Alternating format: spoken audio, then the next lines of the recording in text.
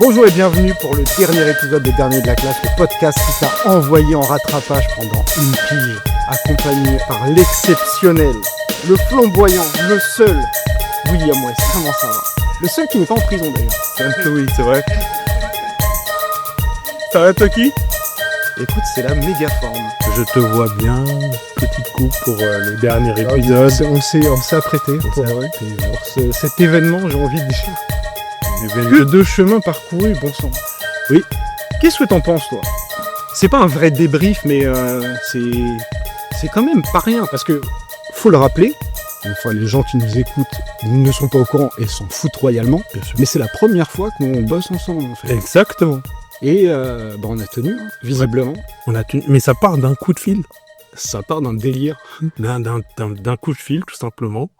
On dit, hey, tu sais, les discussions qu'on a, pourquoi on n'en fait pas un podcast? Voilà. C'est très littéralement ce qui s'est passé. C'est ouf. Enfin, allô?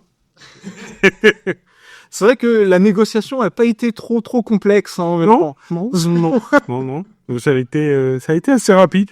En même temps, effectivement, ça partait de l'idée de, on part 3 heures de pop culture, viens on s'enregistre en parlant, quoi.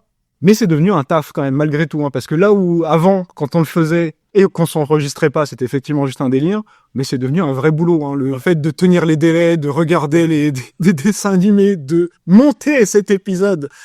C'est énormément de boulot au final, et c'était extrêmement plaisant. Ouais. Mais bon, on n'en est pas au moment des larmes et des adieux, on en est à l'épisode 12. Oui. Donc déjà, il va falloir qu'on le fasse, cet épisode 12. C'est ça. Et on va faire justement ce qui se passe en fin d'année. Alors, oui, tout à fait. Alors, c'est ce qui se passe en fin d'année, mais nous, on est en décalage par rapport à l'année scolaire. Mais j'ai envie de dire, on s'en fout, en fait, c'est pas très important. Mais effectivement, il n'y a pas de vrai épisode 12. C'est le moment où on rend les bulletins. Eh oui. Parce que on a fini par... je pense qu'on a fini les dessins animés des années 90 bizarres et un peu à l'ouest. Mais je pense que là, il faut s'arrêter. Hein, là, c'est terminé. Je pense qu'MTV, c'était vraiment... on pouvait pas finir par un meilleur sujet que les dessins animés MTV. Ces trucs que personne ne sait que ça existe, tu vois. Exactement. Mais effectivement, là, il faut s'arrêter. Et donc... Pour ce dernier épisode, on va effectivement rendre les carnets. Alors, rendre les bulletins d'ailleurs, mais on ne va pas retraiter des dessins animés parce que les podcasts sont là pour ça, qu'on en a déjà parlé, donc on va pas y revenir. Cependant... Nous, on fait pas de la rediffusion. Hein. On fait pas de la rediffusion comme... Comme tu l'avais annoncé dans l'épisode 11, on ne fera pas de rediff, exact. Mais on va attribuer, on va décerner, on va dire la moins bonne note de personnage qu'on a pu croiser au détour de tous ces dessins animés dont on a parlé, des plus intéressants et des moins intéressants, selon tes conseils avisés. Parce que pourquoi ne pas terminer par justement ces personnages qui étaient les plus cool, ceux qu'on a suivis, qui nous ont le plus marqué quand on était gamin, et ceux qu'on voulait juste virer de la série. Ouais, qu'on aurait pu garder oublié. Ouais, totalement. Écoute... Je te propose de commencer par l'indéfendable. Parce que je sais que les gens, ils veulent du sang. Et c'est aussi le concept de l'émission. En gros, le podcast, on n'est pas là pour détruire les gens, mais là, on va se lâcher. Oui. Mais j'aimerais quand même qu'on finisse par des bonnes notes. Ok, ouais. On va commencer donc par les mauvaises. Hein. Détruisons des gens. Mais les gens veulent du sang. Ils veulent du sang, on va leur donner. Donc on commence par le sang. Et veux-tu commencer? Je peux commencer. Je peux commencer, comme ça au moins ce sera fait. Moi, je vais commencer avec un personnage que... Il y en a des mauvais élèves. Et il y en a qui sont mauvais de par la manière dont toute leur série est faite, etc., etc. Mais ce personnage-là, moi, il m'a énervé sur sa représentation. Et c'est le personnage de Tiffany dans Les Kangous. On revient au premier épisode. Allez, on y retourne. On revient au premier épisode. On revient à la base. C'est un très joli c'est une très jolie façon de terminer les derniers de la classe. En revenant à nos origines. Donc, pour rappel, Tiffany, c'est la fille de Sammy, Et Samy, c'est l'homme qui coach un peu les kangous, qui est accessoirement pilote d'avion. Oui. Et sa fille qui est a priori copilote. Voilà. Donc, je vais dire une chose très importante là maintenant. Tiffany, donc ce personnage, est censé être une adolescente, qu'elle a à peu près 15 ans. Mais non. Oui. Donc je précise bien. Tiffany. Non mais t'es sérieux? Est une adolescente qui a à peu près 15 ans. Donc, c'est le prototype de la belle gosse, blonde, yeux bleus, etc. Elle est toujours en vêtements légers. Donc, en décolleté, mini-jupe, bikini. Toujours vêtements très légers. Et elle passe son temps à bronzer. Donc, je ne sais pas à quel moment elle va à l'école. Toi, tu vas sur ce terrain. Elle est soit en train de bronzer, soit en train d'être au bord de la piscine, soit le truc. En fait, ils ont fait, mais vraiment une caricature de la bimbo, pas possible. Elle est simplette, comme pas possible. Et le problème, c'est qu'elle se fait kidnapper constamment. Et quand je dis constamment, j'ai des chiffres. Mais non. Monsieur, moi, je suis venu pour détruire. Hein. T'es sérieux? Elle se fait kidnapper plus de 20 fois sur 60 épisodes. Elle se fait kidnapper tous les 3 épisodes, monsieur. À un moment ou à un autre, ne sors pas de chez toi. Je voulais dire, tu ne peux pas faire pire. Là, tu vois, à un moment, j'ai envie de prendre le scénariste et lui dire, mais arrête! T'as dit, t'as des chiffres, c'est incroyable. Elle se fait kidnapper plus de 20 fois. C'est impossible. Je vais dire, à quel moment le scénariste s'est dit, que faisons-nous dans cet épisode? Ah ben, elle va se faire kidnapper, comme ça les kangourous vont aller la récupérer. Non. C'est du vu, revu, déjà vu. En plus, elle n'ajoute rien du tout au truc. Puisque le seul truc qu'elle fait, c'est, oh, Napo, viens me sauver. Ouais. C'est son dialogue. Je sais pas qui l'a doublé, mais la personne, elle devait arriver énervée. Tu peux pas arriver énervé sachant que ton dialogue dans l'épisode que tu vas tourner, c'est ça. À mon avis, ils l'ont fait enregistrer qu'une seule fois même. Ils ont dû la faire enregistrer qu'une seule fois et elle a dit merci et ils ont réutilisé ce même enregistrement à chaque épisode. Oh, Napo, viens me sauver. C'est pas possible. Je veux dire, ça serait pas surprenant. Il réutilisait beaucoup de choses. Oui, c'est dans ces animés. J'ai utilisé. Mais c'était écolo, quoi. On recycle. Donc sa représentation, c'est vraiment, moi je trouve que c'est limite dégradant, tu vois, pour la femme. Et elle est simplette, elle est dépendante comme pas possible. En fait, le seul truc qu'elle fait, c'est utiliser un peu de ses charmes avec Napo, toujours à lui faire des bisous, des machins, toujours en tenue très légère et ses seules préoccupations, c'est d'aller bronzer. Donc, c'est vraiment une représentation qui, pour moi, même dans les années 90, est très très mauvaise. Et on est bas de plafond dans ce qu'on peut faire en termes de représentation.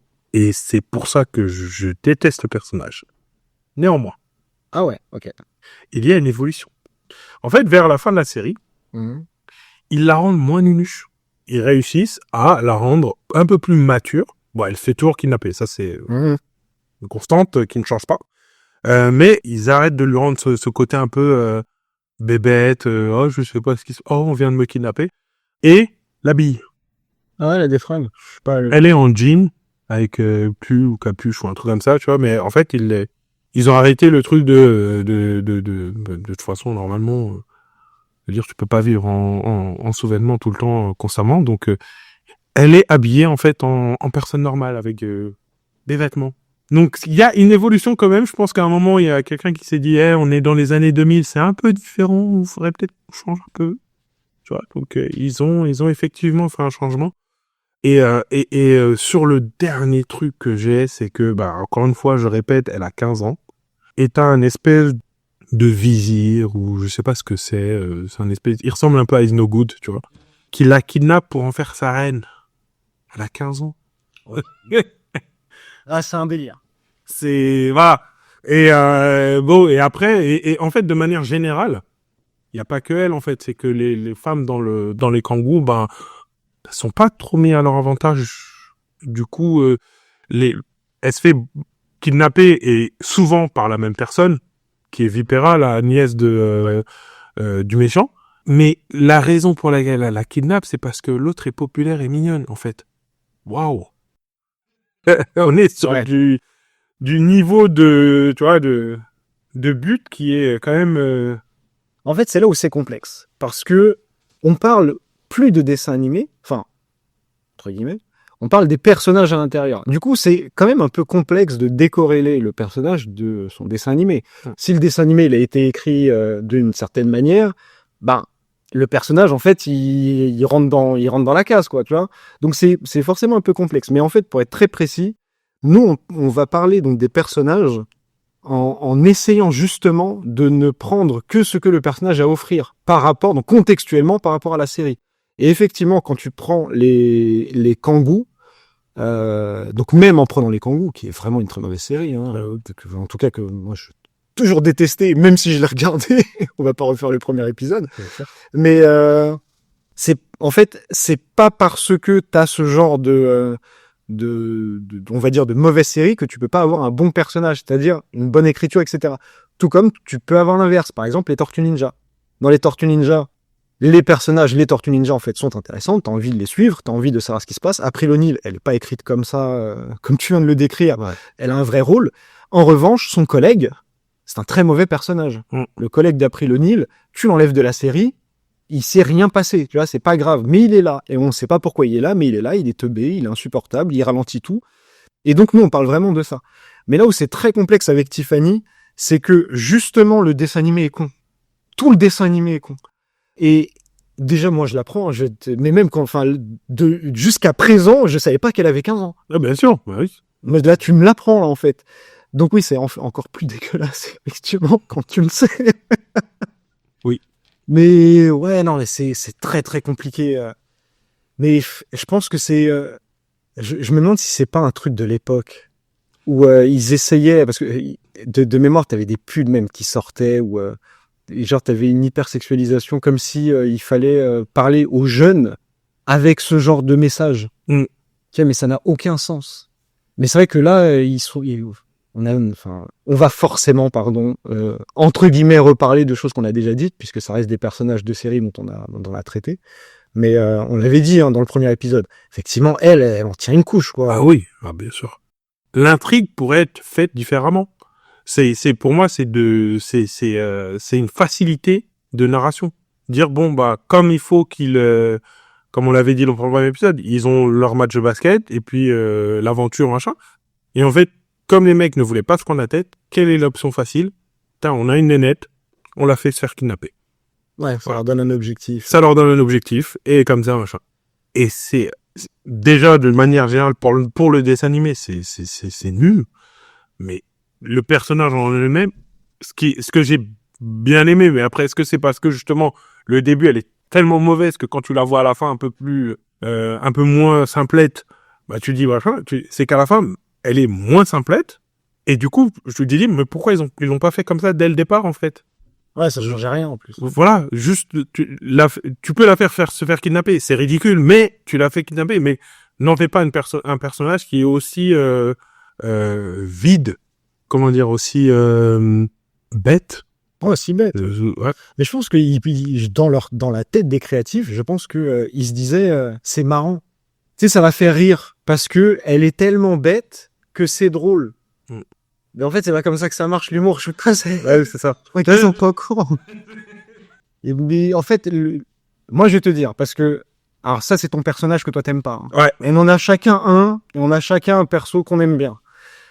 Mais on sait de quoi on va parler. Donc on a pu préparer chacun de notre côté. Moi en fait, le gros reproche que j'ai, ça va donc complètement dans ton sens, c'est que en gros ce que tu dis, moi c'est ce que je reproche à Tiffany, c'est que c'est un personnage fonction. C'est-à-dire que le personnage n'existe pas en dehors de son fonctionnement dans l'intrigue. C'est-à-dire que elle ne fait que ce qu'elle est censée faire pour que l'intrigue avance. Et donc, c'est ça qui est horrible avec le personnage de Tiffany dans les Kangous, c'est que si tu l'enlèves, il n'y a plus d'intrigue. Il Il faut réfléchir à une autre histoire. Oui. Mais c'est ça pour moi, ça, c'est taré. T'as créé un personnage qui ne sert strictement à rien, qui ne sert strictement à rien en tant que personnage, mais en tant que fonction pour faire avancer ton épisode, elle est primordiale. Ce qui est complètement dingue, en fait, je pense. Bien sûr, carrément. Non, c'est très très grave. Et je pense que il y en avait plein. Et je pense que t'as pris Tiffany parce que elle est vraiment la représentation la plus flamboyante de la nullité. Mais il y en a plein, en fait, des personnages fonctions comme ça, où vraiment tu te dis, mais si vous enlevez ce personnage-là, en fait, on voit vraiment le commercial qu'il y a derrière, c'est-à-dire, il faut les draguer, je sais pas moi, les fillettes, par exemple. Il faut aller les draguer, elles aussi, pour qu'elles regardent le dessin animé. Je pense à Clyde dans Highlander, par exemple. Tu vois, où c'est un personnage fonction aussi. Elle sert à rien, mais elle est là. Mais si elle est petite et qu'elle est toute mignonne, c'est parce que tu sais que, avec de la chance, les garçons qui regardent Mighty Max, ils ont une petite sœur qui pourront regarder avec, tu vois, et puis potentiellement, ils pourront peut-être même acheter les jouets. Va savoir, tu vois. Je sens que... pas Mighty Max, que je dis, Highlander. Highlander. Mais oui, en fait, c'est comme ça que ça marche. Et tu le vois, en fait, tu vois vraiment ce qu'ils sont en train de faire. Et c'est ça aussi le problème, c'est que t'as l'impression de lire la matrice. Tu t'as plus des 5 minutes, t'as le code de tes yeux quand tu vois ça. C'est ça qui est horrible. Et ouais, non, Tiffany, c'est un code. C'est un très mauvais code, en plus. Donc voilà, moi je me suis lâché. Oh là, je me sens... Mais t'as fini? Yeah. Sur Tiffany, ouais. Sur Tiffany. Ah oui, parce qu'il t'en reste un... Il me reste mon personnage bien, mais je vais prendre le temps, je vais te laisser te défouler sur ton personnage. Et t'en avais un deuxième, est-ce que tu veux lâcher sur le deuxième? Attends, moi je vais me lâcher sur le premier, mais on peut se lâcher, c'est le dernier. Ouais, si jamais tu veux balancer sur un deuxième personnage que tu détestes, je t'autorise. Je pense qu'on pourra faire à la fin des mentions spéciales. Allez, on va faire ça. Des mentions spéciales à la fin où on va se lâcher un peu généralement. Faisons ça. Et moi, ça va être compliqué parce que j'en ai quand même pas mal parlé dans l'épisode. C'est Godzilla. Et je sais que j'en ai pas mal parlé. Mais je pense qu'il reste des choses à dire, mais je vais quand même malgré tout me répéter. Godzilla, c'est vraiment donc le personnage de Godzilla dans la série Godzilla, je parle. Donc le monstre Godzilla dans le dessin animé Godzilla de 2000. Enfin, je sais même plus quand est-ce que c'est sorti. Alors, avant que tu commences, est-ce que je peux te préfacer par quand tu m'as indiqué que tu allais faire donc tes personnages que tu n'aimes pas Godzilla, je me suis vraiment posé la question sous quel angle. Et donc, je suis parti voir plusieurs épisodes, juste pour me dire, mais qu'est-ce qui reproche au fait de ton personnage? Et honnêtement, je suis en attente de savoir ce que tu vas dire parce que je n'arrive pas à voir ce que tu peux reprocher à ce personnage. Mais j'en ai parlé, en fait, dans l'épisode. J'en ai parlé parce que, en fait, j'ai reproché, alors, dans l'épisode de Godzilla, qui devait être l'épisode 9, je crois que c'est l'épisode de septembre avec Men in Black, c'est l'épisode de la rentrée. Je reprochais en fait surtout au dessin animé, c'est-à-dire que le dessin animé, c'est effectivement la suite du film, et je reproche des trucs au film, c'est-à-dire de ne pas avoir compris qui était Godzilla, ou en tout cas de ne pas avoir fait une retranscription de Godzilla qui soit cohérente par rapport à ce qu'est censé représenter le personnage. Maintenant, c'est une volonté américaine, c'est-à-dire que j'estime qu'ils ont le droit de le faire. Il n'y a pas de problème. Mais ça ne me parle absolument pas. C'est-à-dire que leur manière, en fait, de traiter Godzilla comme si c'était un animal sorti du zoo, tu sais, avec des sentiments presque, tu vois, où tu te dis, la pauvre bête, tu sais, elle est en dehors de son habitat naturel. C'est pas ça, en fait, Godzilla. Et donc, je le sais que le personnage, il est pas comme ça. Il est pas comme Godzilla devrait l'être. Mais malgré tout, j'arrive pas à... Là, en fait, je suis pas objectif. Non, mais oui. Là, c'est bon. Là, on arrête de toute façon. Oui. On arrête d'être objectif, c'est terminé. Donc, je le sais. Je sais que là, peu importe ce que je vais dire, vous pouvez...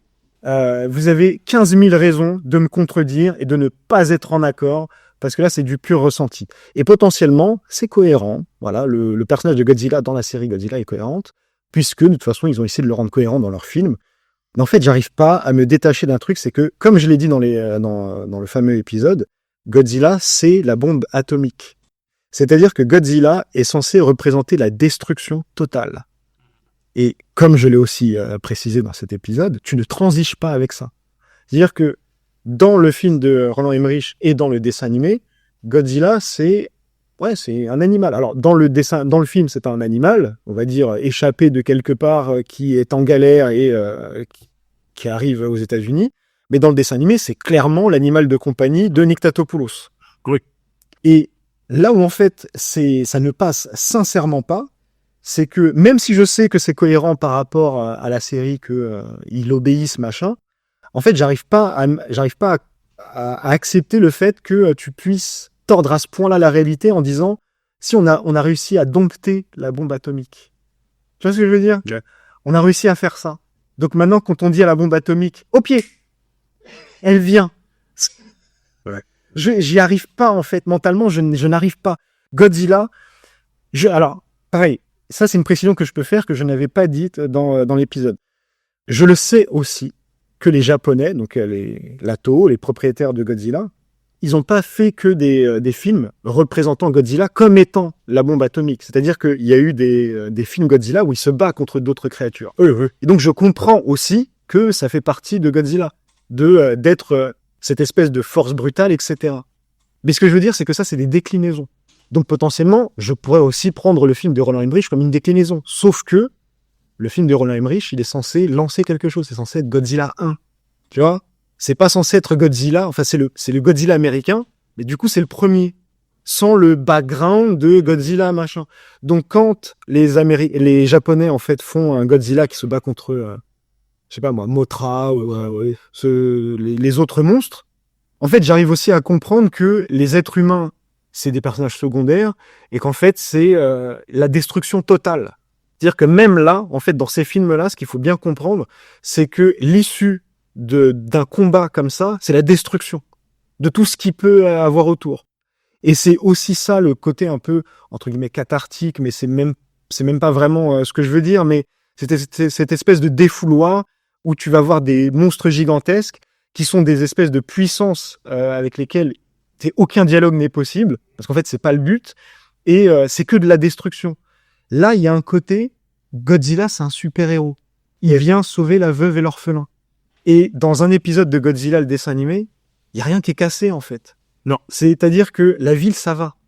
C'est pas genre Godzilla arrive et c'est effectivement une bombe atomique. C'est Godzilla, il arrive et c'est à peu près l'équivalent d'un Superman qui se tape contre, je sais pas moi, Métallo et qui casserait 4 bâtiments. Et effectivement, quand je regarde les films de l'époque où il se bat contre King Kong, contre machin, enfin tous les dérivés que les Japonais ont fait, il y a de la destruction massive, effectivement. Mais c'est systématique. Alors pas vraiment King Kong, parce que King Kong c'est vraiment américain. Il arrivait avant King Kong. Il arrivait en 33, je crois. Il arrivait avant Godzilla. Mais non, il y a effectivement, comme tu dis, plein de déclinaisons. Mais oui, en fait, Godzilla, c'est pas un animal, en fait. C'est une idée. Je sais pas. Et je répète, ok, laissez-moi tranquille. J'ai compris intellectuellement ce qu'ils étaient en train de faire. J'ai compris qu'ils partaient pas dans cette direction. Ouais. C'est juste que pour moi, c'est tordre la réalité à un point où t'essaies de faire entrer un rond dans un carré. Visiblement, ça marche, tu vois, ils peuvent le faire. Mais, je sais pas, je me sens trahi et je sens le personnage trahi comme je sentirais que... quel exemple je pourrais te donner ? Comme, en fait, j'ai envie de dire que Batman, ça marche aussi si jamais c'est un pauvre qui veut se venger. Ça marche aussi d'une certaine manière, tu vois. Mais c'est pas vraiment Batman. C'est Bruce Wayne qui est méga riche, qui a perdu ses parents, et parce qu'il est méga riche et que c'est un psychopathe, il s'habille en chauve-souris et il défonce des gens. Mais si t'enlèves le côté riche, à la limite, tu peux faire un Batman qui a pas vraiment de gadget. Mais ça change rien au fait que le personnage a pu s'entraîner parce qu'il est fou, machin. Bah, c'est le nouveau Batman. C'est-à-dire? Bah, le nouveau, tu sais, ils sont comme d'habitude, DC fait des reboots. Mais il y a un Ultimate et Batman est pauvre. Mais non. En fait, ouais. Oh putain. Mais tu vois, tu peux tordre la réalité. Tu peux le faire. Tu peux totalement le faire. Et je suis sûr que en le lisant, il suffit que ce soit pas mal écrit pour que t'y crois en fait. Mais ce que je veux dire, c'est que en fait, c'est tellement parce que le mec est indépendant financièrement. En fait, c'est tellement dans son ADN. C'est-à-dire que tu comprends le personnage. En fait, tu comprends de manière sensée le personnage de Batman parce qu'il est super riche. Parce qu'en fait, il peut se permettre, et c'est très bien retranscrit dans les films de Nolan, par exemple, il peut très bien se permettre de pas venir aux réunions de sa compagnie parce qu'ils sont pas les reins, en fait. Il peut très bien ne plus sortir de chez lui pendant un mois. Et genre, les gens disent le milliardaire, parce que c'est littéralement dans la trilogie, le milliardaire Bruce Wayne, le mec qui dirige la ville, mais qu'on voit jamais. Parce que c'est un méga riche. Et donc, tu sais, il est un peu fou, il est un peu misanthrope, tu vois, sur les côtes, sur les bords. Et donc, ça passe, mais parce que c'est tellement inscrit, en fait, c'est justement cette espèce d'indépendance financière qui, en fait, qui lui permet ce genre de dérive. C'est genre, ça devient limite... Enfin, c'est pas parce qu'il est riche que il le fait.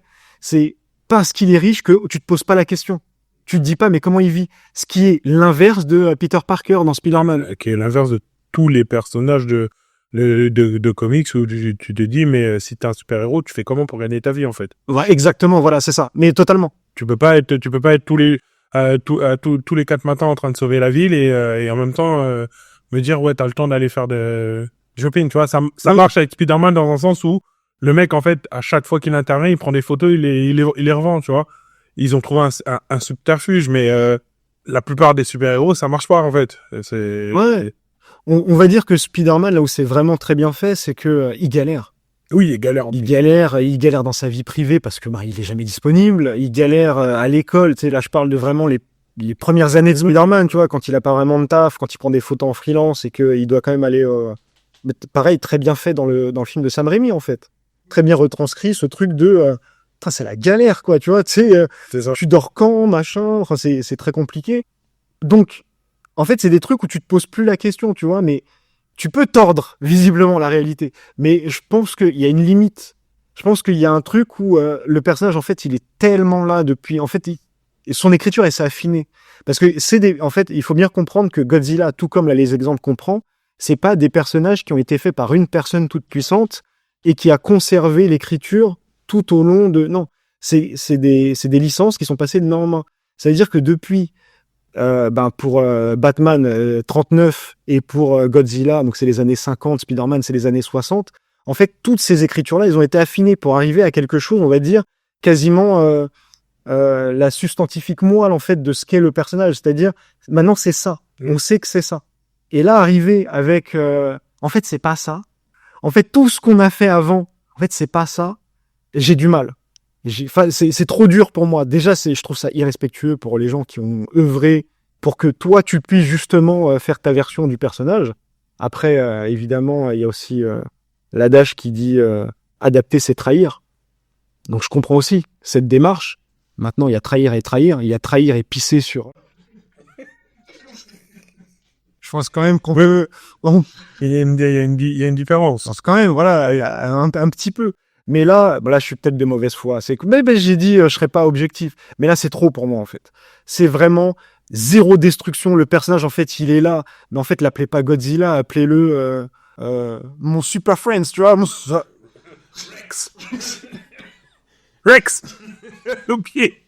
Non, mais en plus, j'avoue que c'est vraiment ça le dessin animé. C'est vraiment... oh tiens, on a un monstre. Godzilla.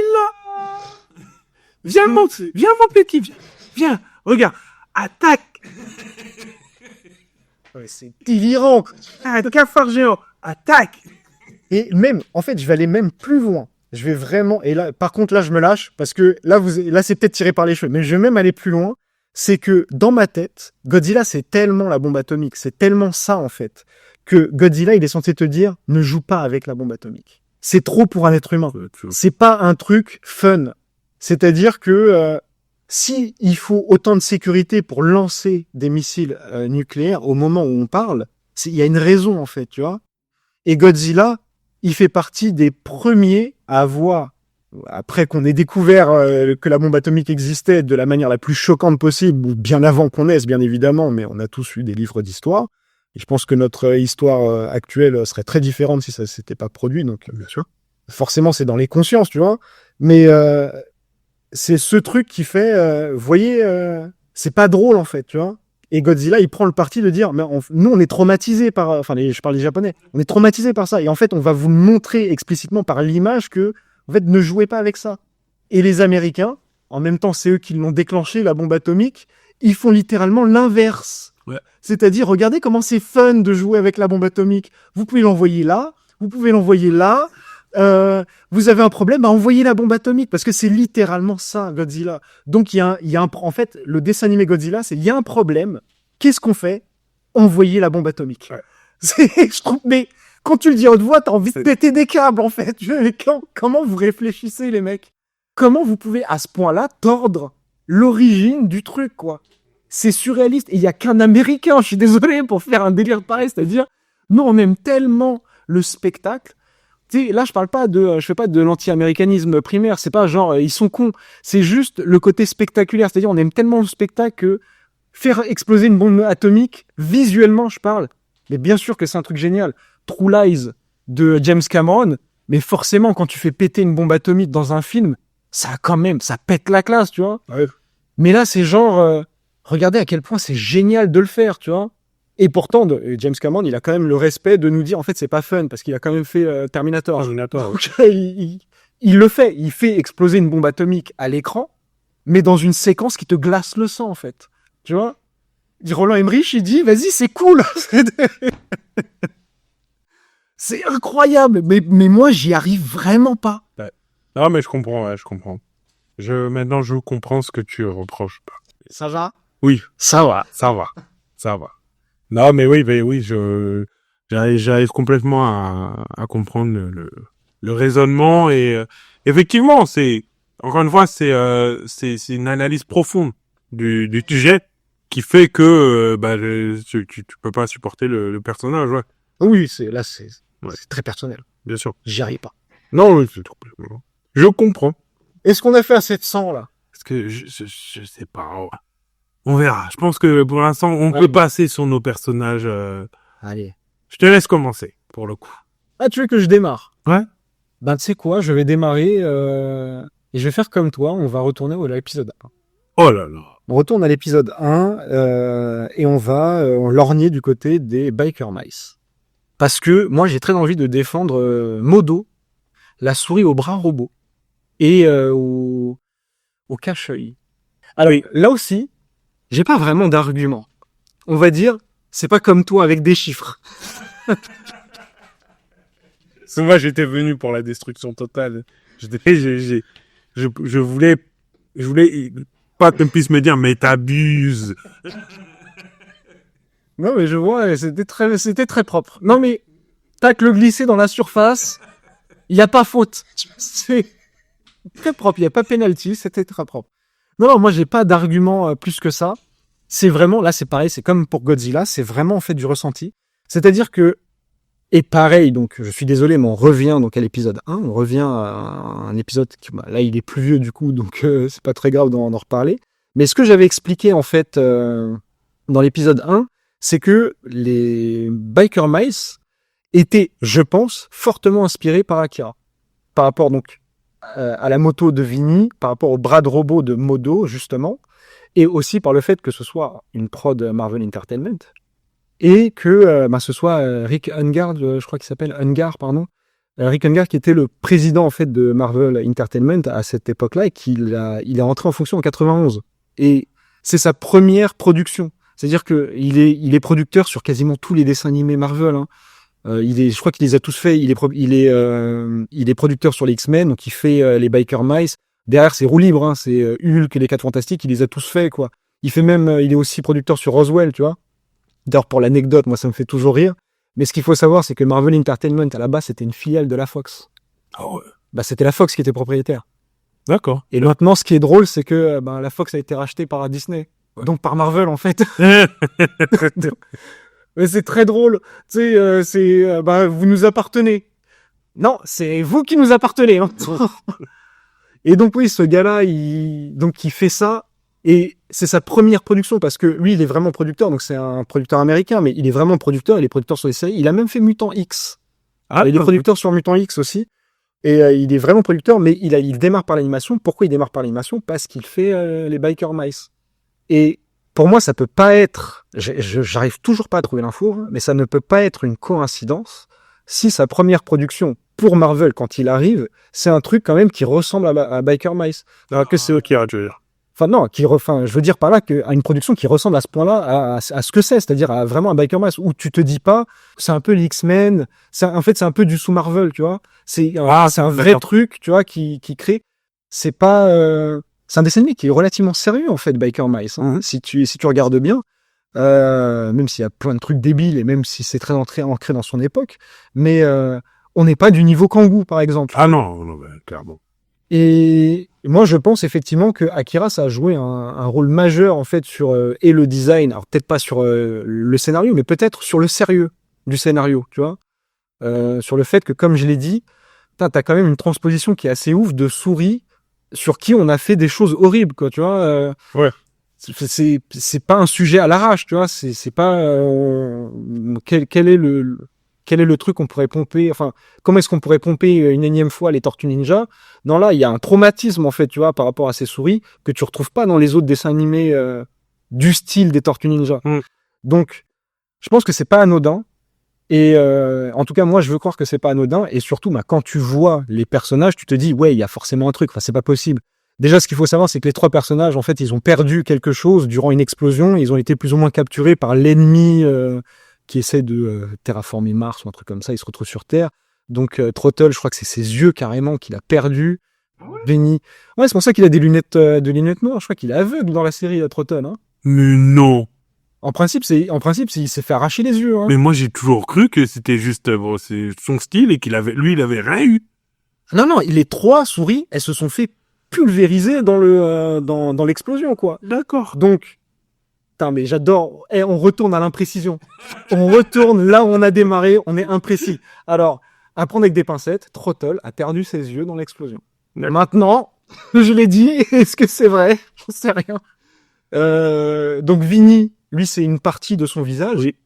Et Modo, c'est un morceau de son œil et son bras. Mais d'ailleurs, Modo, moi, je me suis toujours dit qu'il avait un œil cybernétique parce que son œil, des fois, il devient rouge. Il devient rouge. Et c'est là où là, tu me lances. C'est effectivement une des raisons pour laquelle j'avais très envie de défendre ce personnage parce que pour moi, il est vraiment très intéressant. Donc, ceci étant dit, tu vois, par rapport à Akira, par rapport à donc le bras de robot de Tetsuo, etc. Modo, en fait, c'est effectivement pour moi la souris la plus intéressante. C'est-à-dire que son traumatisme de la guerre, machin, c'est la seule souris qui se réveille en fait pendant la capture. En fait, c'est elle qui sauve les 2 autres. C'est-à-dire qu'au moment où en fait ils essaient de lui laver le cerveau et ils lui mettent le bras de robot, en fait il arrive à se réveiller avant la fin de l'opération, ce qui lui permet avec son nouveau bras de fumer les gens autour de lui et de sauver les 2 autres. C'est la sauce. Donc déjà, ça pète la classe quand même, un petit peu. La deuxième chose, c'est que c'est la souris la plus calme et la plus posée. Et j'adorais en fait ce côté extrêmement calme. Et comme tu viens de me lancer, dès qu'elle partait en vrille, et moi j'adore ça en fait, j'adore l'idée que ton personnage peut changer d'humeur radicalement. C'est-à-dire que c'est la plus posée, c'est la plus calme. Mais dès que ça partait en vrille, son œil devenait rouge d'un seul coup. Et là, c'était parti. Là, j'aime bien ce truc-là, tu vois, je suis sympa, mais venez pas me saouler, tu vois. Il y avait aussi un truc par rapport à l'écriture, parce que comme j'ai dit, c'est intimement lié à la série, mais on essaye de parler de personnages qui se détachent un petit peu, tu vois. Et dans la série, elles ont un rapport très fusionnel techniquement avec leur moto, mais en vrai, c'est pas le cas. C'est que Modo qui a un rapport fusionnel avec sa moto. Or, la moto, elle a une place prépondérante dans la série, les Biker Mice. Mais du coup, Modo, c'est celle qui rend ce lien intéressant. C'est-à-dire que lui, il aime vraiment sa moto. Lui, il lui parle, il l'a carrément nommé et il la nettoie régulièrement, tu vois. C'est un des personnages, d'ailleurs, tout dessin animé confondu, c'est un des personnages les plus respectueux avec les personnages féminins. Oui. C'est un délire, en fait, Modo, de respect, en fait. De respect, de violence en même temps. Il y a d'ailleurs un épisode où la garagiste que je m'excuse beaucoup encore d'avoir dit que c'était une April Wish parce que ce n'est vraiment pas une April Wish. Parce que non, elle est vraiment très très forte en fait. Quand tu regardes, tu vois, c'est typiquement le personnage qui sert à quelque chose dans la série. Et en fait, à un moment, justement, qui est un épisode que je suis tombé dessus en regardant quelques épisodes, j'ai regardé aléatoirement, où en fait ils le font à chaque fois. En fait, c'est régulier, hein, c'est dans toute la série, tout le temps, où ils font non, toi tu restes là. Ouais. Et là, ils sont vraiment en mode, non, reste là, limite, occupe-toi de faire à manger et de nettoyer le garage, tu vois.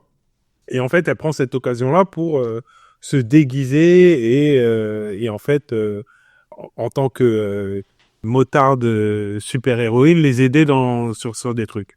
Et ce qui est marrant, c'est que tu as Vinny qui fait « Ah, la motarde, elle est trop bien et tout. » Elle est nanana. T'as Trottel aussi qui fait « Ouais, franchement, cette motarde, elle... » Et Modo, il fait « Sa moto est géniale. » Bon, elle aussi, elle est pas mal. Mais tu vois, il me parle d'abord de la moto, d'abord sur la moto, et à chaque fois, en fait, ces interactions, c'est soit la moto, soit la manière dont elle conduit, et après, il parle d'elle. Ouais, c'est vraiment le fanat de moto, en fait. Mais c'est ça, ouais. Et puis, après, alors, là, c'est tiré par les cheveux. Mais je pense aussi que mon rapport avec Modo, il est intimement lié à son design, forcément. Mais il y a vraiment un truc avec son design. C'est-à-dire que quand je vois ce perso, je peux pas m'empêcher, en fait, de me poser des questions par rapport donc au créateur de la série, à Richard Ungar, donc à Rick Ungar, en fait, ouais, c'est quoi tes inspirations? Parce que dans ma tête, il y a Akira, mais j'ai très envie de croire qu'il y a aussi du John Carpenter là-dedans. J'ai très envie de croire que c'est Snake Plissken. Quand tu regardes, en fait, la manière dont ses oreilles sont posées sur son crâne, les 3 poils sur les cailloux qu'elle a sur la tête, il y a vraiment un truc en fait, je suis en train de regarder Snake Plissken, parce qu'elle a ce cache-œil aussi. Il y a ce côté extrêmement, justement, calme de Snake Plissken qui peut partir en vrille d'un seul coup quand tu regardes New York 97, où c'est littéralement le personnage. C'est-à-dire que c'est un personnage qui est visiblement une légende, qui a visiblement connu des choses atroces. Et en fait, c'est Modo, en gros. Hein. C'est pour ça que je dis ça. C'est que dans la série, il te montre, à l'exception peut-être d'un épisode avec un flashback, mais il te montre jamais vraiment si c'est vraiment passé sur Mars, quoi, tu vois. Et t'as vraiment... Je crois je les ai pas regardés, mais je crois qu'il y a une série en 3 parties, enfin un épisode en 3 parties, qui s'appelle Retour sur Mars. Oui, c'est les 3 derniers. 3 avant-derniers, ouais. Ouais, c'est ça, oui, exactement.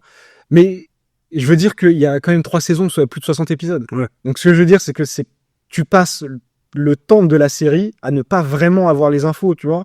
Et moi, ça me faisait vraiment penser à Snake Plissken, c'est-à-dire ce perso qui arrive et à qui on dit je te croyais mort.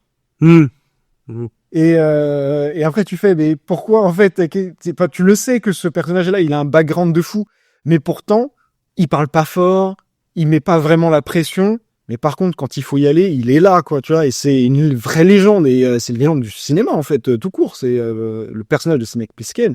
C'est pas pour rien qu'il est repris par Kojima pour faire Metal Gear, quoi, tu vois. Ouais. C'est un vrai délire en fait, Snake Plissken. Et quand je regarde Modo, j'ai vraiment cette impression de voir Tetsuo et Snake Plissken.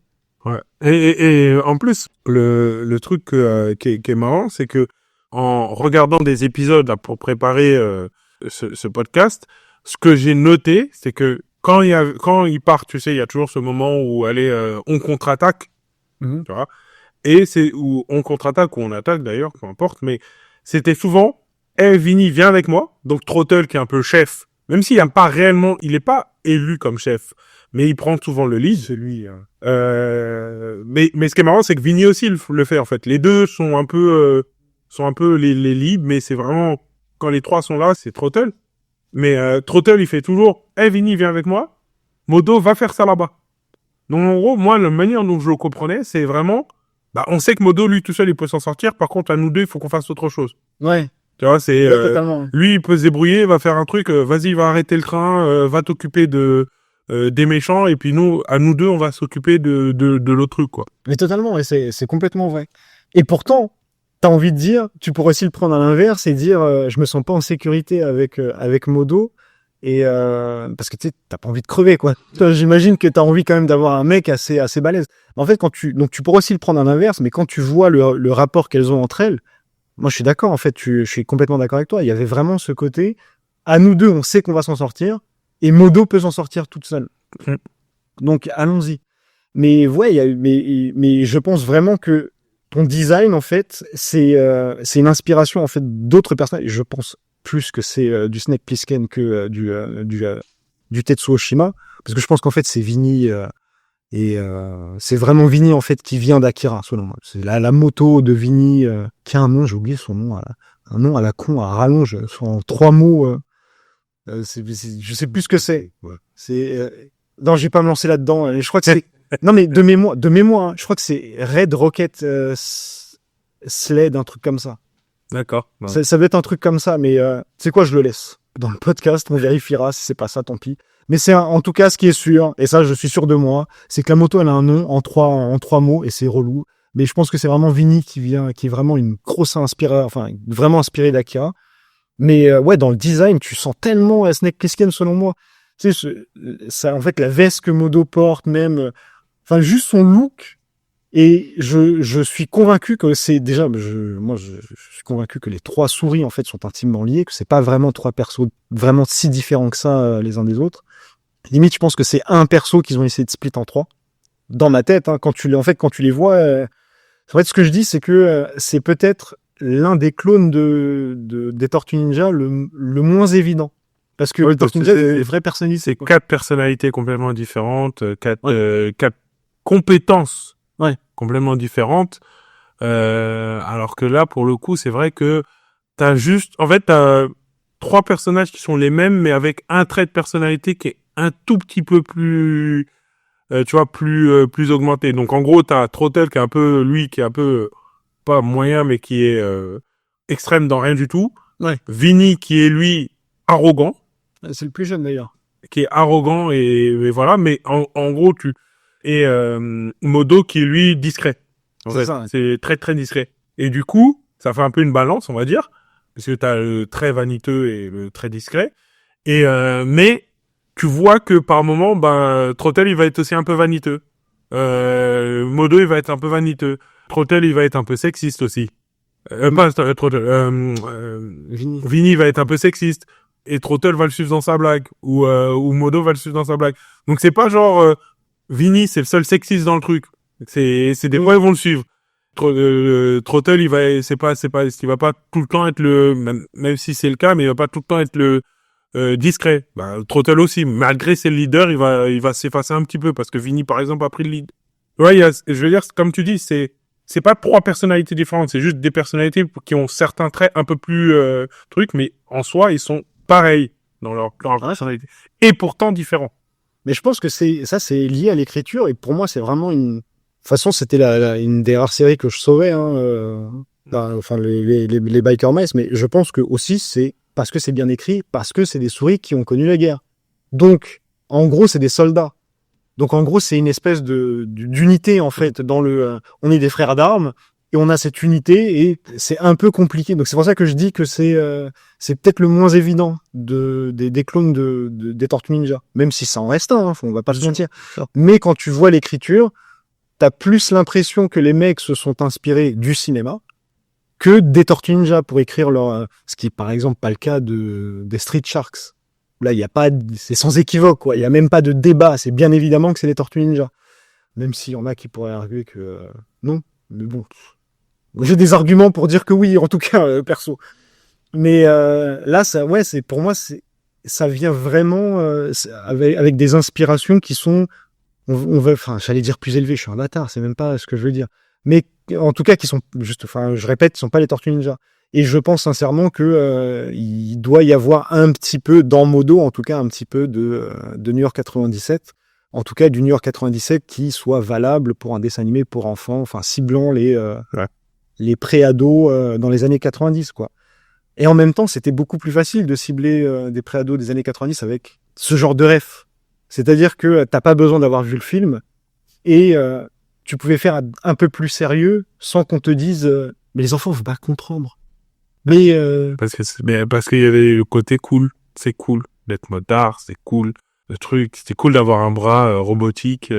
Ouais, mais ce que je veux dire, c'est que c'est sérieux. Ouais, je veux dire que personne n'est venu dire ouais mais là c'est trop sérieux alors que c'est pour les enfants, ils vont pas comprendre. Non, parce qu'à cette époque-là, je pense que tu pouvais encore le faire et pourtant prétendre que c'était bel et bien un dessin animé pour enfants. Ce que c'était, littéralement. Là, je défends les Biker Mice. C'est pas terrible non plus. Hein. On va être sérieux 2 minutes. Mais ce que je veux dire, c'est que par rapport donc au n'importe quoi que pouvaient être les dessins animés des années 90, parce que on le répète, on retourne au premier épisode, Batman était tout seul. dans ce délire incroyable, tu vois, où là, il est ultra sérieux et c'est génial. Il était vraiment seul en haut de sa montagne.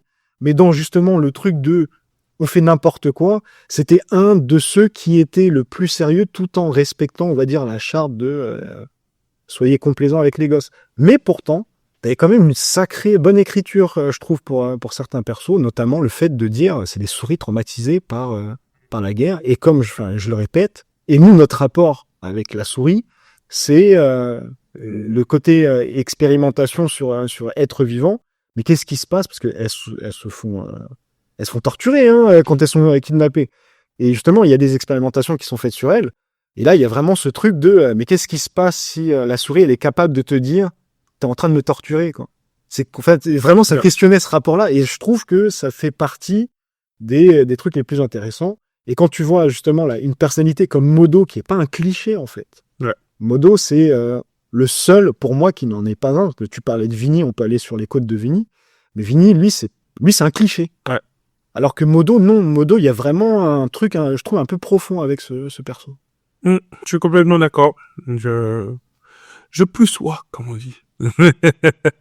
Après, c'est vrai que, ouais, Vinny, Vinny, mais Vinny, il y avait un truc aussi dans son design. La souris blanche, c'est vraiment souris de laboratoire, par contre. Ça. Mais, ouais, c'est ce que je te disais, c'est la plus jeune. C'est effectivement celle la plus arrogante, c'est celle qui a la moto la plus cool. Mais là, c'est pareil, c'est du Akira, là, c'est pareil. Là, c'est une certitude que le design de la moto de Vinny, c'est le design de la moto de Kaneda. C'est obligatoire. Et il y a ce côté aussi impertinent, ce machin. Mais ça volait pas haut, en vrai. Oui, clairement. Non, mais en plus, il en rate pas une, quoi. C'est dès qu'il peut faire une blague, il la fait. Et ouais, grave. Il hésite pas, tu vois, donc... Tu les as vus un peu en VO, d'ailleurs, toi? Non, je les ai regardés en français. Parce que moi, j'ai jamais vu en VO. J'aimerais bien voir, en fait, ce que ça donne, justement, les blagues de Vinny.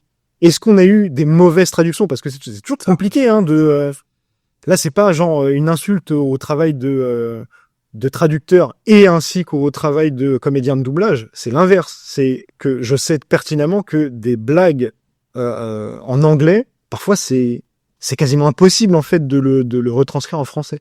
Donc je me pose la question parce que c'est vrai que c'était très très lourd parfois les blagues de Vinny. Et je me demande si ça passe pas mieux en VO parce qu'en fait ça a du sens en VO. Quoi.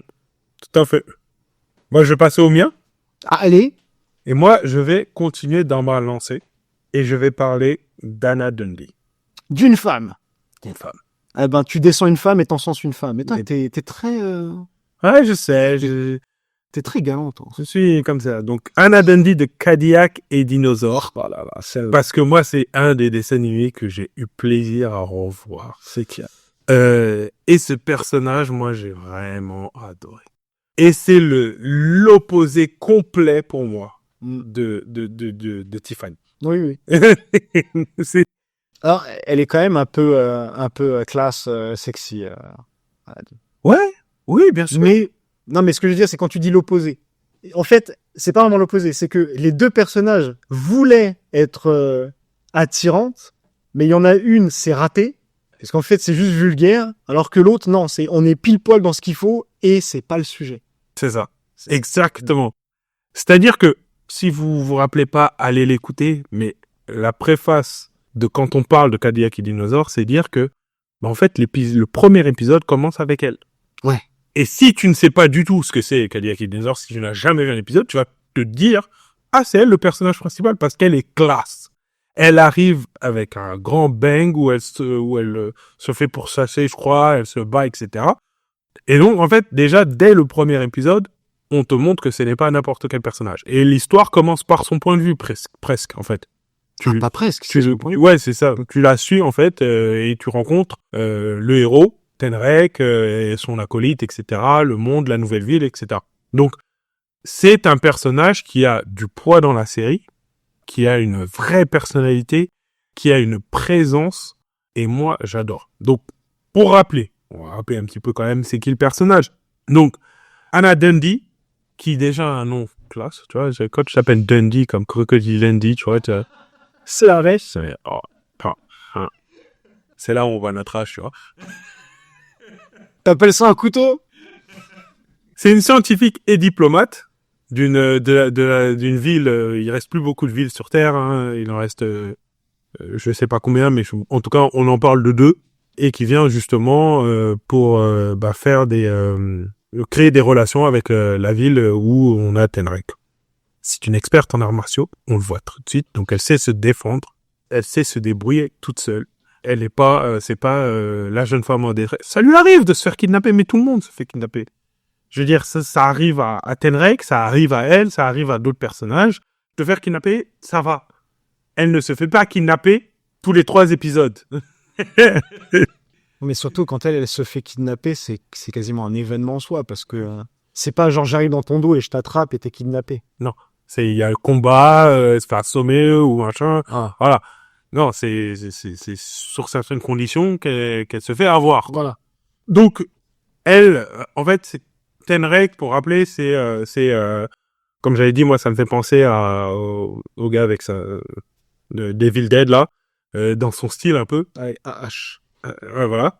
C'est le personnage, en fait, qui représente l'écologie. Mmh. Voilà. Je suis en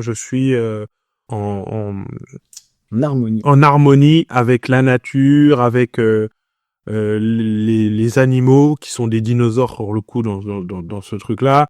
Je ne veux pas qu'on touche à l'ordre naturel des choses. Le mec roule quand même une Cadillac, mais voilà, il faut respecter la nature, etc., etc.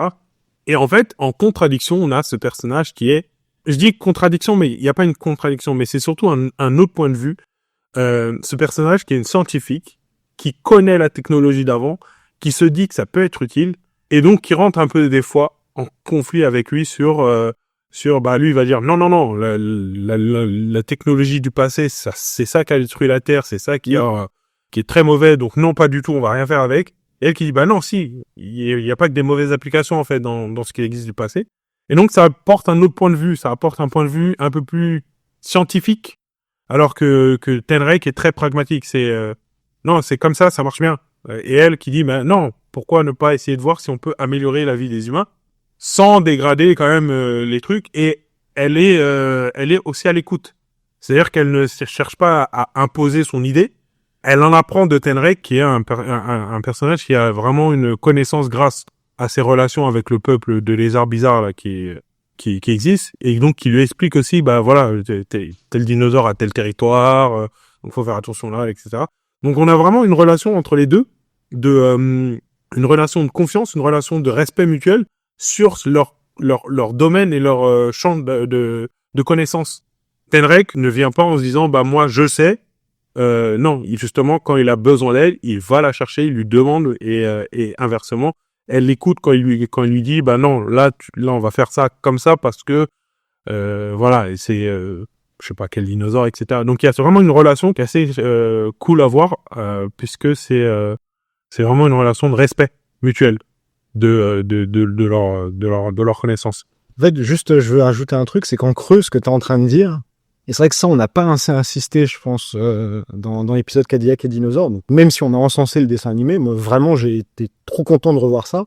C'est que, en fait, en creux, ce que tu dis, c'est il y a des débats. En fait, c'est ouf parce que c'est limite quelque chose qui est quasiment surréaliste au moment où on parle. C'est-à-dire des personnages dans un dessin animé d'action, des personnages, en fait, qui discutent sur la marche à suivre après. En général, en moyenne, en tout cas, à cette époque-là, c'est la ville est attaquée par les sbires de machin, prenez les véhicules, on y va. Et on va tirer dans le tas. Et ça veut pas dire que c'est mal fait, hein. Ça veut dire que c'est littéralement la construction de l'épisode. Dans Cadillac et Dinosaures, il est complètement normal que les personnages disent, il y a telle personne qui est en train de faire tel truc, qu'est-ce qu'on fait? Ouais. Et on va en parler avant. C'est ça ça change tout, en fait. Et c'est vrai que c'est pas le mec qui a, entre guillemets, la science infuse, qui va dire, écoutez, moi, je pense qu'il faut faire ça. Non. C'est la fille, c'est ce personnage incroyablement bien écrit, qui a des vrais arguments, et c'est pour ça que le débat est possible, c'est parce qu'il y a des vrais arguments des deux côtés. C'est incroyable, en fait, quand il pense. Ouais. Et quand on repense à l'époque, faut savoir que ce personnage, il n'existe pas uniquement dans le dessin animé, mais il existe aussi dans la BD. Donc, elle a été créée par le créateur de l'ère xénotique, ou je sais plus comment ça s'appelle. Bref, Cadillac et Dinosaures, qui est Marc, je C'est Marc ou Marc Schultz. Ouais, voilà. Oui, bah, ça. Donc, et il crée vraiment le personnage dans cette optique-là, en fait. Il vraiment crée ce personnage pour dire, voilà, je veux un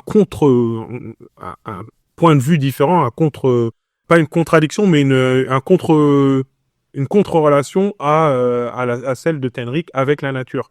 Donc moi, je trouve que ce personnage est vraiment, vraiment bien écrit. Il apporte vraiment quelque chose. Comme on a dit, c'est pas un personnage accessoire. C'est un personnage qui a une importance, qui ajoute dans le dessin animé. Et moi, je suis fan de ce personnage. Elle est d'ailleurs très populaire dans la culture générale. Et moi, elle me fait, tu sais, une fois, on a eu une discussion hors podcast sur le fait que on encense maintenant les représentations féminines. Mais moi, je trouve que dans la fin des années 80, début des années 90, on s'était dit ça. On en avait, en fait. On avait Ripley, on avait Nikita, on avait, comment ça s'appelle, Sarah Connor. Ah, c'est quoi, viens, on les cite toutes pour au moins l'acter. Effectivement, dans les années 90, avec l'histoire que Wonder Woman aurait amené du Woman Empowerment ou je sais pas quoi, viens, on rétablit une vérité puisqu'on a l'opportunité de le faire. Donc, comme tu l'as dit, dans les années 80-90, on a eu pêle-mêle Sarah Connor, Ellen Ripley, Iria, le dessin animé japonais, enfin les OAV. On a eu le Major Kusanagi, donc Motoko Kusanagi dans Ghost in the Shell, Lara Croft dans Tomb Raider, Gali dans Gun. Oui. Et donc effectivement, Anna Dundee dans Cadillac et Dinosaure. Et je pense que j'en oublie des dizaines. Mais bien sûr, on avait les drôles de dames. Totalement. Ouais. On avait Cat Size. Grave, Cat Size, c'était cool, bon sang. Qui a été réadapté, là, je sais pas si t'as vu. Ouais, j'ai vu que il comptait. Apparemment, c'est pas non, il compte pas, c'est fait, là. Ouais, c'est d'accord, ça va, j'ai vu. Mais ouais, donc ouais, on en a eu, on en a eu qui ont existé, qui avaient une place et qui étaient des femmes fortes. Et on se posait pas la question quand on était gamin. Moi, c'est surtout ça qu'on disait au moment de notre conversation, c'est que comme on a grandi, alors on n'était pas assez vieux pour avoir eu que Schwarzenegger, on n'était pas assez jeune pour ne pas l'avoir eu du tout, quoi. Mais pendant que Schwarzenegger, Stallone et Van Damme, en fait, c'était les gros bras, ils pétaient des gueules. Nous, littéralement, on avait en même temps les personnages qu'on a cités. C'est-à-dire que dans notre tête, c'était des personnages d'action. C'est ça. C'est pas des personnages masculins d'action, c'était des personnages d'action. Et en fait, c'était cohérent de les voir faire ça, quoi. Et donc, incarner, par exemple, Lara Croft dans Tomb Raider, c'était pas genre, ouais, c'est incroyable, j'incarne une femme. Non, c'est un personnage d'action. Et pareil pour Motoko Kusanagi, pareil pour Gali, qui s'appelle plus Gali d'ailleurs maintenant depuis le film de Rodriguez. Avant ça. Elle s'appelait déjà plus Gali, ouais. Nous on l'a eu quand même. Nous on a eu Gali, nous c'était à l'époque où on traduisait comme les noms, etc. Mais oui, maintenant c'est bon, je sais même plus comment ça s'appelle, mais bon, c'est. Et c'était aussi ça que je voulais citer. Au revoir à jamais. Le proto Jason Bourne. Tu sais, avec, comment il s'appelle, comme j'allais donner cette indication comme si ça avait du sens, mais avec Samuel L. Jackson. Tu sais, cette femme, l'histoire, c'était une femme au foyer, mais en fait, elle a perdu la mémoire, mais c'était une espionne. Et en fait, quand elle découpe les concombres, elle les découpe avec une dextérité de psychopathe, parce qu'en fait, elle a des super pouvoirs de manier les armes. Tu te rappelles pas de ce film? Non, ça me parle pas. Moi, je suis sûr et certain que c'est chez toi que j'ai récupéré la VHS. C'est possible. Mais c'est littéralement Jason Bourne, quoi. Mais des années avant Jason Bourne. C'est-à-dire qu'un jour, elle se réveille et elle fait, mais putain, je suis un agent secret, en fait. Et donc, elle avait perdu la mémoire, elle a une vie de famille, machin. Film un peu oublié, d'ailleurs. Ouais, je vais regarder ça. Et donc, c'était complètement une femme qui, en plus, était justifiée. C'est-à-dire, c'est pas juste, venez, on fait une femme pour un peu de parité, qui pète des gueules. Non, c'est parce que c'est un agent secret, en fait. Genre, et donc, c'est complètement normal et cohérent dans la narration du film qu'elle, je sais pas, elle te casse en deux, quoi, tu vois. Oui, bref. Et puis après, on a eu, évidemment, comment ça s'appelle, avec la femme, Uma Thurman dans... Oui, la mariée. La mariée. Dans Kill Bill. Dans Kill Bill. Ouais. Qui arrivait un peu plus tard. Là, qui arrivait beaucoup plus tard, oui, mais je veux dire, je pense que, en fait, ce que j'ai l'impression, c'est que ça se perd. C'est qu'on a eu ça, et puis après, il y a eu un grand vide. Oui, c'est ça. Bien sûr. un grand vide où les femmes sont passées en personnages secondaires et personnages de séduction uniquement, sans truc. Et puis après, on est revenu sur un truc où on a essayé de ramener des femmes au premier plan. Mais on avait ça à une époque, on a vécu, on a connu ça, nous. Cette époque où... Mais ça, tu vois, c'est marrant parce que en vrai, je pense que c'était effectivement la fonction avant. Je te parle de quasiment tout temps. On va pas se mentir là. Je suis pas en train de dire que ça n'a jamais existé. Non, de tout temps, je pense que c'était la fonction en fait de la femme dans la pop culture. Je pense qu'effectivement, il y a eu une grosse période où en fait ça a été retourné, mais les gens ont oublié que cette période a existé. On est revenu donc à, on va dire le truc un peu entre guillemets classique de la femme fait pas grand chose machin. Même si, attention, hein, au moment où, enfin, dans les années 90, là, au même moment que les personnages dont on a parlé là existaient, oui, il y avait l'exact opposé dans les films de Schwarzenegger, etc. Tu vois. Mais en attendant, elles étaient là et ça a existé. Et en fait, on est effectivement revenu à un truc où on essaye de relancer ça, mais avec justement l'idée que ce qui a été fait avant n'a pas existé, ce qui est complètement surréaliste. Et en fait, moi, ce que j'avais cru comprendre là-dedans, c'est que c'est quasiment... bon, je pense qu'il y a une perte de mémoire collective, hein, mais en fait, je pense que le problème, c'est juste de l'écriture. Tu sais, c'est comme les gens, par exemple, qui vont prétendre que Supergirl, c'est nul, parce qu'en fait, on va dire que c'est une espèce de sidekick de Superman. Mm. Mais en vrai, tu peux le dire avec plein de gens, effectivement, avec Batgirl, tu pourrais... Enfin, je parle peut-être pas des itérations récentes, mais je parle dans l'histoire de Batgirl. C'est vrai que Batgirl, c'est pas très intéressant, Supergirl, c'est pas très intéressant, Hawkgirl, c'est pas très intéressant, et tous ces personnages-là déclinés féminins sont pas très intéressants.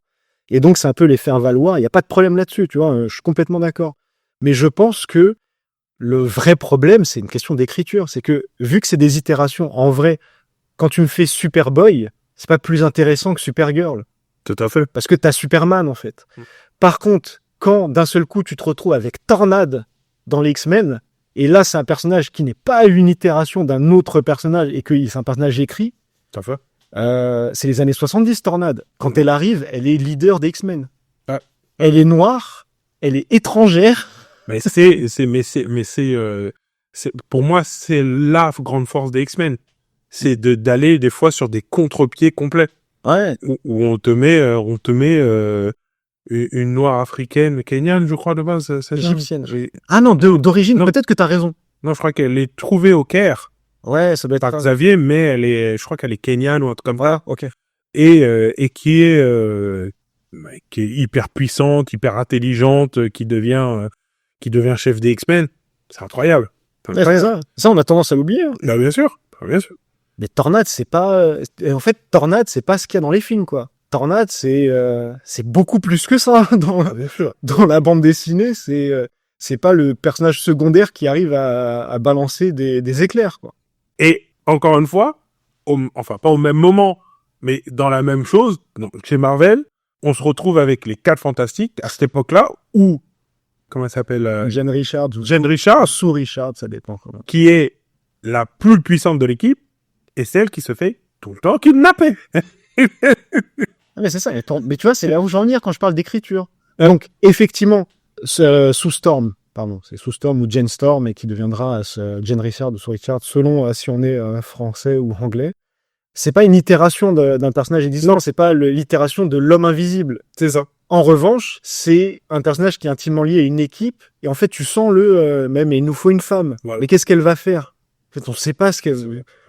Et c'est juste, parce que à la base, elle est pas aussi forte que ce que tu dis, hein. Ça devient invisible. C'est tout. Ah non, dès le départ, elle a les champs de force. Mais on s'en fout. Non, mais en vrai. Bah, en fait, c'est ça le problème. C'est que pour moi, on lui donne des pouvoirs puissants qu'on n'utilise pas du tout. C'est-à-dire que, honnêtement, quand on regarde les sets de pouvoirs, Mister Fantastic ne sert à rien. Ben Grimm ne sert à rien.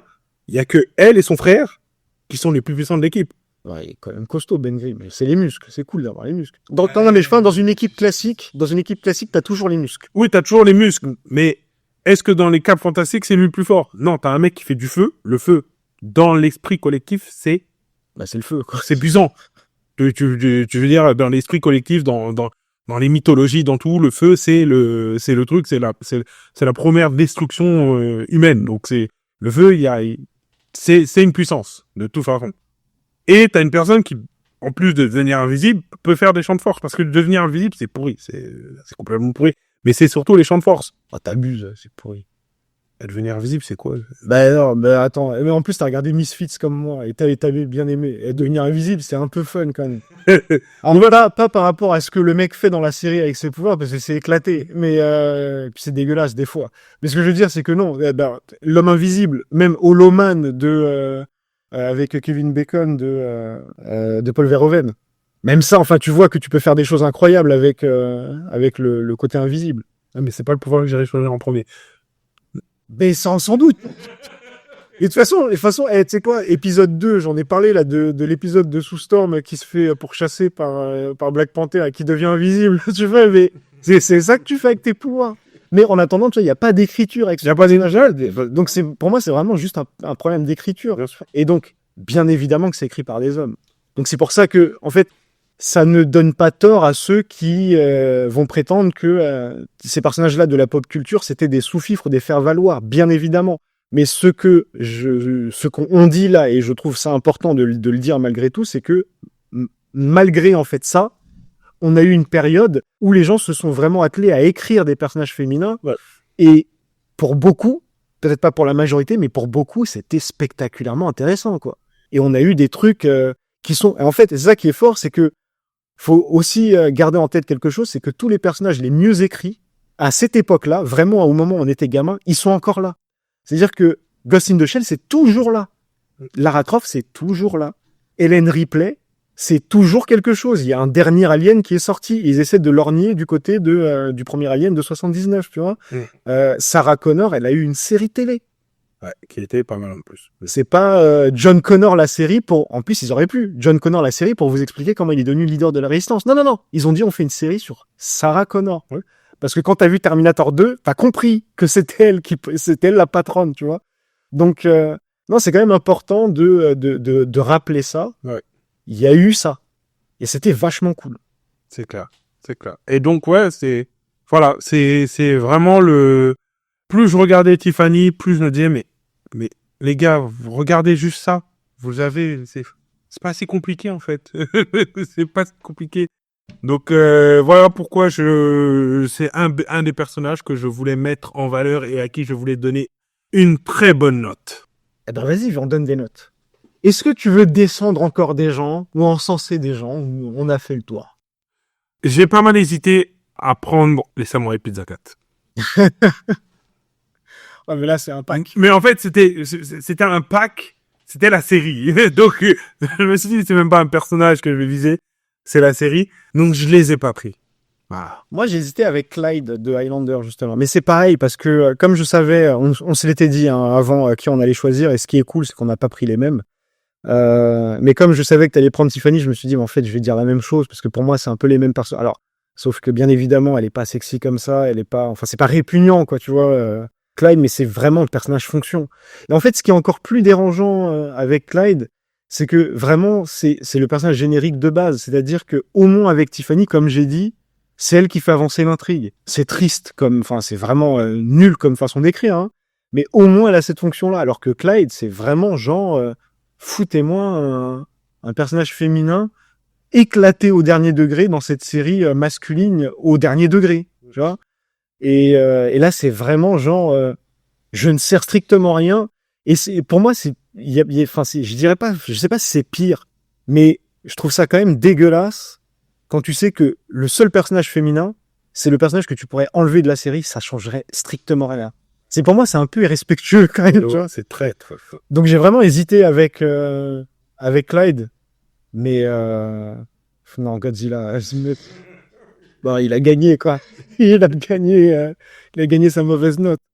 Mais parce qu'en fait, elle est trop générique, Clyde. En fait, parler de Clyde, c'est de parler de 90% des personnages secondaires de quasiment toutes les séries qu'on a vu gamin, quoi. Donc, ça aurait été pareil, ça aurait été un pack. En fait, j'aurais même pas parlé d'un personnage, j'aurais parlé d'une époque. Une époque, c'est vrai.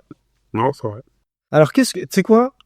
Allez, à l'arrache, comme ça. C'était pas prévu, mais à l'arrache. Entre Godzilla et Tiffany, c'est qui le pire? Par rapport aux arguments qu'on vient de dénoncer à chacun. Qui redouble? Tiffany. Tiffany redoute pour toi. Ah oui. Parce qu'elle a même pas ce côté un peu spectaculaire et rigolo. Ouais.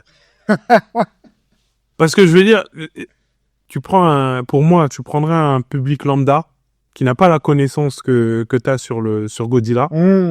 Tu regardes Godzilla, tu peux te dire, ouais, bon, c'est ridicule d'avoir un lézard qui fait 6 fois, qui fait 400 fois ta taille comme animal de compagnie. Mais en gros, ça va. Par contre, Tiffany, t'as même pas besoin d'avoir de connaissances pour te dire, mais arrêtez les gars. Je suis complètement d'accord, ok. Ton argument, j'ai pas de contre-argument. J'ai pas de contre. C'est clair et net. Tu connais pas Godzilla, tu regardes ça, tu te dis, oh, c'est rigolo. Ouais. Non, ok, bon, bah, Tiffany, je suis désolé, hein, mais on va convoquer tes parents. Conseil de Clarisse et conseil du disciple. Ouais, on va appeler tes scénaristes. Ok, moi je valide. Tiffany, je suis désolé, mais t'es décerné le titre de personnage le plus dégueulasse des derniers de la classe. Les derniers de la classe. Et donc, entre Anna Dundee et Modo, qui que c'est le patron? Ah, c'est dur. Ah, c'est dur. En vrai, j'ai envie de te dire que j'ai envie de te donner Anna Dundee. Justement pour tout ce qu'on vient de dire. Justement parce que ça me rappelle une époque d'écriture c'est notre jeunesse, quoi, en fait. On a grandi avec ça et c'est pas plus mal. On a grandi avec des gens qui, parfois, s'attelaient vraiment à écrire et à le faire bien. Ouais. Pour nous, qui ne connaissaient même pas, en fait. Mais ils le faisaient bien. Et autant Modo, il est super bien écrit aussi, hein. Et il n'y a pas de problème. Mais on a eu, ce que je veux dire, c'est qu'on avait Snake Plissken. En fait, Anna Dundee, c'est plus ou moins ça aussi, hein. Tu sens, parce que c'est Stephanie de Souza qui fait ça, hein. C'est vrai qu'on l'a même pas répété. Mais c'est le scénariste Stephanie de Souza qui fait Cadillac et Dinosaure. Donc ça vient aussi du cinéma, tu vois. Et c'est effectivement, même c'est marrant qu'on ait tous les deux choisi un personnage qui, en tout cas pour Modo, selon moi, est inspiré du cinéma. Mais pour Anna Dundee, c'est quasiment explicite puisque c'est fait par un scénariste de cinéma, quoi. Oui. Mais j'ai envie de la faire sauter une classe. Waouh. Ouais. Elle mérite. Je pense qu'elle mérite de sauter une classe, Anna Dundee. Après, j'ai envie quand même de dire que ça ne veut pas dire qu'on n'aime pas les autres personnages. J'adore Kazoïd, j'adore... Ah oui, évidemment. Il y a plein de personnages, en fait. Je pense que ce qu'on voulait vraiment, c'est illustrer certains personnages pour des raisons spécifiques. Mais effectivement, ça n'a pas été un choix facile dans le sens où on les aime pas les autres, donc non. On aime les autres personnages, on apprécie les personnages, etc. Mais c'est vraiment, on voulait mettre en valeur, mettre la lumière sur ces exceptions. Bah, en fait, j'irais plus loin de toi, c'est-à-dire que Freakazoid, ça servait à rien de le mettre. En fait, il y a des personnages, on n'y a même pas pensé, parce que Freakazoid, c'est l'épisode 3. Oui. Donc on aurait juste répété l'épisode 3. Ensuite, là où il faut être très clair, c'est que majoritairement, parce que je l'ai dit en préambule, mais c'est quand même des personnages qui sont ancrés dans leur série. Majoritairement, les personnages sont pas ringards. Donc en vrai, c'était compliqué d'en sortir des vraiment mauvais et des vraiment bons, parce que moi, en reprenant les dessins animés dont on a parlé dans les épisodes précédents, en vrai, on a quand même allé lorgner du côté de choses qu'on appréciait vraiment, tu vois. Donc c'était compliqué de sortir des personnages dans ce cadre-là. Donc il y a un côté, là c'est quasiment le cœur qui parle, mais en même temps c'est le cœur et les chiffres, j'ai envie de dire. Donc ouais. Non, j'ai pas été objectif, mais j'ai donné des vrais arguments. C'est vrai. Mais j'ai pas été objectif.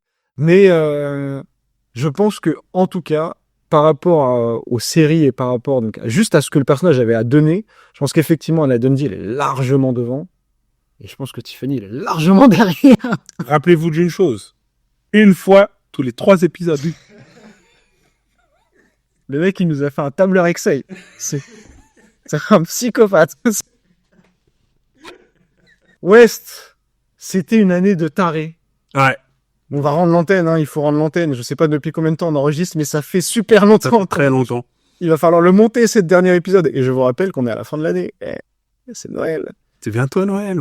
C'est passé, en fait. Au moment où vous écoutez cet épisode, il est passé.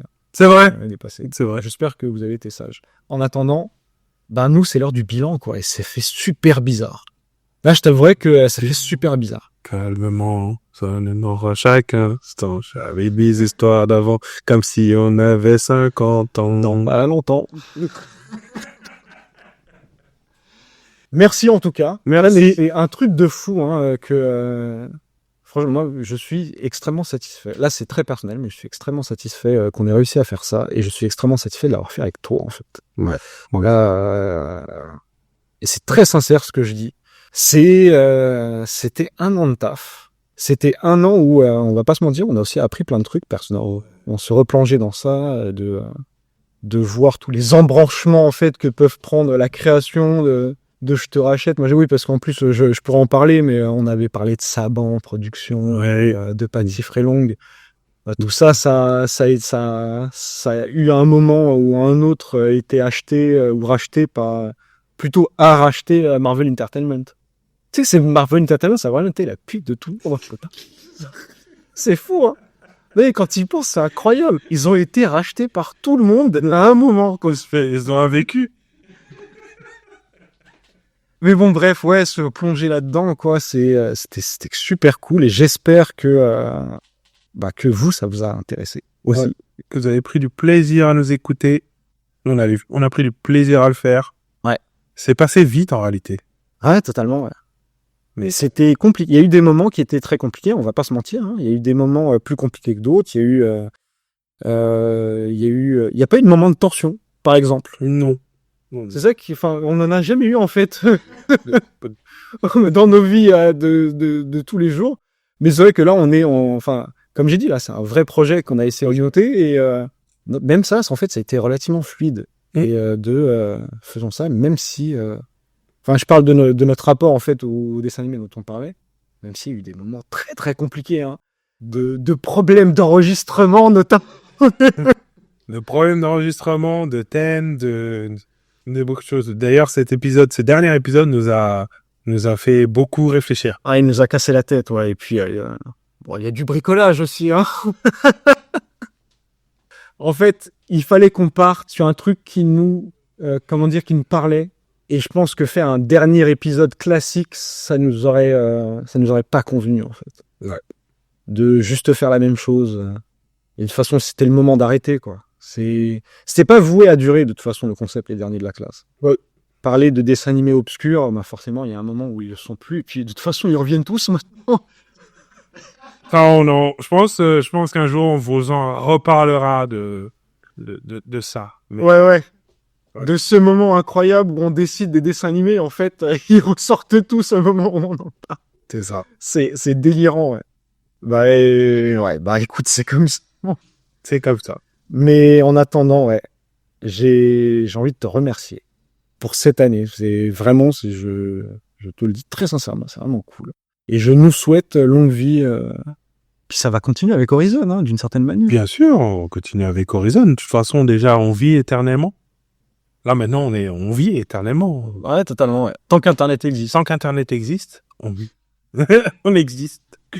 Moi aussi, j'ai envie de te remercier. C'était un beau projet, c'était un beau challenge. On est content, je suis content de l'avoir fait, content de l'avoir fait avec toi, content d'avoir fait quelque chose qui nous ressemble. Grave. Et qu'on ait pu faire ce qu'on voulait. Donc ouais, non, c'est super. Moi, je remercie, et je remercie aussi ceux qui nous écoutent. Merci à vous. Mais ouais, pour l'assiduité, parce que on a des gens assidus, hein, sur ce podcast, et c'est très très plaisant. Puis n'hésitez pas à le partager, hein. De toute façon, on va pas se mentir, hein. Là, de toute façon, c'est trop tard pour faire notre pub, c'est le dernier épisode, mais les autres épisodes existent, autant les faire exister. Mais rappelez-vous, je sais que tout le monde, littéralement tous les créateurs que vous pouvez suivre dans votre vie vous le disent, mais en fait, c'est la réalité, c'est que ne serait-ce que mettre une note, des étoiles, etc., ça nous fait remonter dans l'algorithme, et ça permet en fait aux gens de découvrir ce podcast. Si vous l'appréciez réellement, au moment où vous l'écoutez, juste cliquez, si vous êtes sur Spotify par exemple, cliquez sur les étoiles. C'est énorme en fait. Déjà, on ne monétise pas ces podcasts, on ne compte pas le faire de toute façon. Donc juste le faire exister, si ça vous parle, si tout ce qu'on a produit pendant cette année, ces 12 épisodes vous ont parlé, vous ont plu, ne serait-ce que même s'il y en a que 1 ou 2 qui vous ont plu, le fait de mettre ces étoiles en fait, ça permet à certaines personnes de le découvrir. Donc il ne faut pas hésiter. Et je sais que vous êtes sollicités tout le temps. Mais là, c'est même pas une question de pour nous, pour pouvoir vivre et gagner de la thune. Non, c'est vraiment juste du partage. En fait. Nous, c'était notre volonté, c'était de partager notre vision en fait de cette décennie qui est les années 90 en dessin animé. Si ça vous parle en fait ce travail qu'on a réussi à accomplir, n'hésitez pas à le partager vous aussi et à rester dans la démarche, on va dire, de création qu'on a essayé de faire à la base, quoi. Et en attendant, j'ai envie de dire à très bientôt. Il y aura d'autres choses qui vont venir. On ne sait pas quoi. On ne sait pas encore. Non, en vrai, on a des pistes, mais c'est juste que là, c'est les derniers de la classe et on n'a pas à en parler. Là, on clôture les derniers de la classe et c'est déjà quelque chose d'assez touchant, je vais pas mentir, pour nous. Mais clôturons décemment les derniers de la classe et puis on vous reparlera plus tard d'une potentielle suite. C'est ça. Ciao tout le monde. Ciao, ciao.